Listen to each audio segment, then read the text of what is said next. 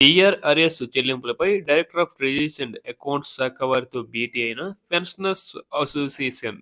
ఇక విషయంలోకి వెళ్తే ఈరోజు state government pensioners association AP Amaravati Guntur అధ్యక్షులు D Venkateswarlu, secretary general G Prabhudas garu director of treasuries and accounts వారిని కలిసి ఇటీవల విడుదల చేసిన డిఆర్ అరియర్లపై పలు సందేశాలను వారి ముందు నుంచి సమాధానాలు రాబట్టడం జరిగింది.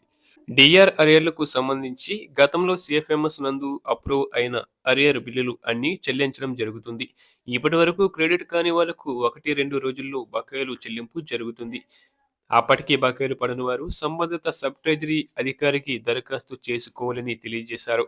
అలాగే సర్వీస్ పెన్షనర్స్, ఫ్యామిలీ పెన్షనర్స్ ఇద్దరూ మరణిస్తే వారసులు వారి ఖాతాలు క్లోజ్ చేసి ఉన్నట్లయితే సంబంధిత సబ్ ట్రెజరీ అధికారిని కలిసి డెత్ రిలీఫ్ పొందిన హామీని నామినీ అకౌంట్ పూర్తి వివరాలతో అరియర్లు కోరుతూ దరఖాస్తు సమర్పించాలి.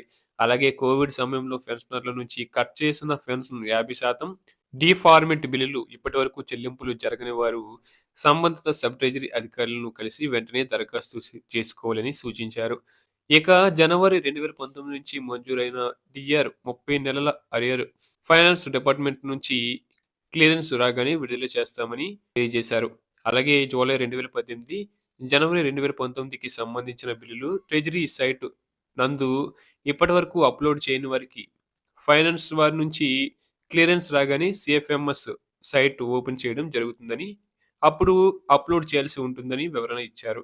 వీటిపై రాష్ట్రంలోని ఉన్న అందరూ deputy director of treasuries and accounts అధికారులకు క్లారిఫికేషన్ అందజేసి పెన్షనర్స్‌కు తెలిసేలా చర్యలు చేపడతామని డైరెక్టర్ ఆఫ్ ట్రెజరీస్ అకౌంట్స్ అధికారి శ్రీ ఎన్. మోహన్ రావు గారు తెలియజేశారండి.